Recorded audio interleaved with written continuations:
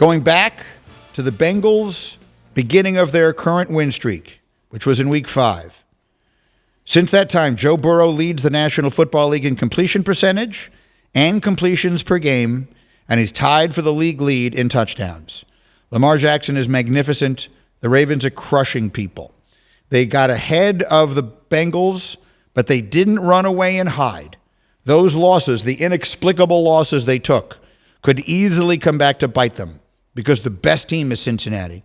Cincinnati is better than Kansas City.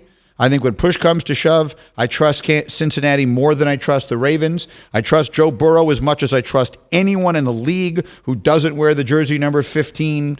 I think Burrow is the second best quarterback of this sport.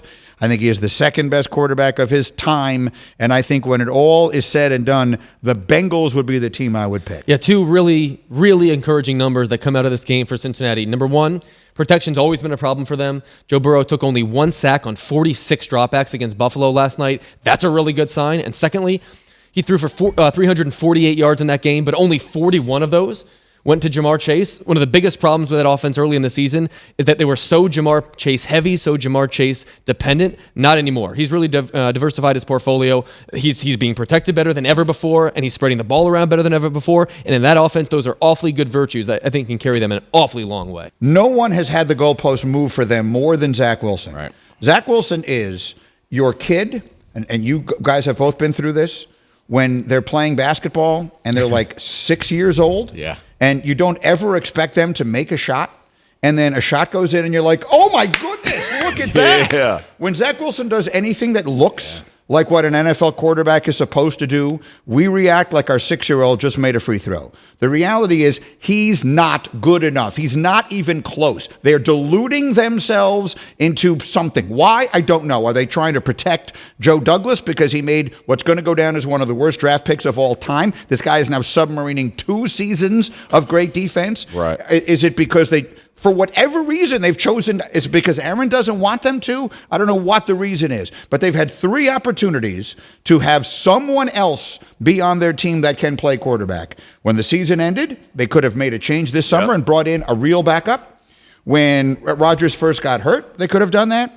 And the trade deadline was last week, they could have done it. Minnesota traded a 6th-round pick for Josh Dobbs, who walked in with name tags because he's never met anybody and found a way to win a game. Absolutely. Because he knows how to play. Right. The kid the Jets are throwing out there does not. It took me a little while to come to terms with this expression, but now I kind of like it.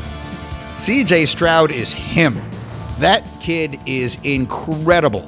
And I hope you're with us about 10 minutes ago when RC told the extraordinary story of his upbringing and the challenges that he faced. His father, who was a pastor, went to prison, and C.J. Stroud was so devastated by that, and it really impacted who he was as a young person, and that can push you in one direction or the other. And obviously, and this is an enormous credit to the people who've remained in his life and everything else, it has pushed him into a place where he is a terrific kid. And purely by chance, as I mentioned, I had breakfast with his family on the day of the draft, and I was struck by the enormity of it. It was one of those days where, you go into something and it's an assignment. For me, this is work. I'm here to do my job tonight, and I've got my facts and all that kind of stuff in front of me, and I'm trying to, plan when I'm going to eat. For me, this is just a job. And that was a really good reality moment for me as I sat there talking to, I remember it was his cousins and an uncle, and I remember it occurred to me, this is these people's lives. This is a moment in which these people's lives are being changed forever. And so just for that reason, I have rooted for him. And the kid is terrific. He's so much. No one can say they expected him to be this good because no rookie has ever been this good. Giants have hit rock bottom. I'm not sure how much worse things can get than they are. The Giants, who were the good news story, whatever the word I'm looking for is, the stunningly positive story last year, and their quarterback got paid all that money, and their coach was the coach of the year, and they were the darling of the season. The Raiders just beat them by 24 points yesterday after firing everyone, starting a rookie. The Giants look as bad as an NFL team can possibly look. If the season ended today, they'd have the 4th pick in the draft. And as we know, he has an out in his contract, or they have an out after next season. Has Daniel Jones played his last snap ever for the Giants? If that ACL is torn. It's possible. The only way it doesn't is if they draft a quarterback and they let Jones start next year and they groom some young kid. But how long will it take for him to recover from a torn ACL? Well, I mean, Aaron Rodgers is going to come back from an Achilles in 8 weeks. So, I mean, or excuse me, in 12 weeks. So it's not unreasonable to say he might be able to start next season. Fair enough. We don't know one way or the other. But the question you're asking is a good one. By the way, they're going to finish with better than the 4th pick. They're not winning another game this year. With Tommy DeVito as their quarterback? I'm asking you a serious question. Is Danny DeVito a better quarterback? I'm not kidding. Have you watched them play offense with Tommy DeVito at quarterback? Heinous. It's the worst offense in NFL history. How is that the best that they can do? I have no idea. How is that? This is still an NFL player. There's still NFL players on the field. It's unimaginable. They have last year, the Miami Dolphins were on their 3rd quarter. What's his name? Skylar Thompson? And they almost beat Buffalo on the road in a playoff game. This team cannot throw a pass with Tommy DeVito at quarterback. How is he on their team?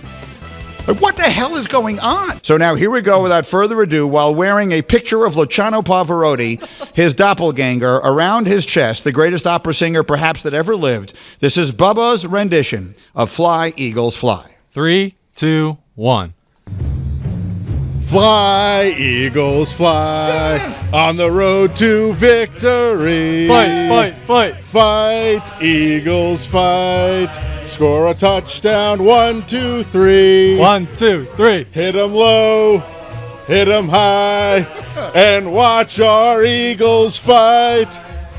Fly, Eagles, fly, on the road to victory. E-A-G-L-E-S, Eagles! Yes! That was Very fantastic. Well done. A virtuoso performance. Oh, Hembo He did Luciano proud. Hembo is wiping tears from his eyes. Brings tears to my eyes, Bubba, to hear you do that. Nothing could possibly bring me more joy.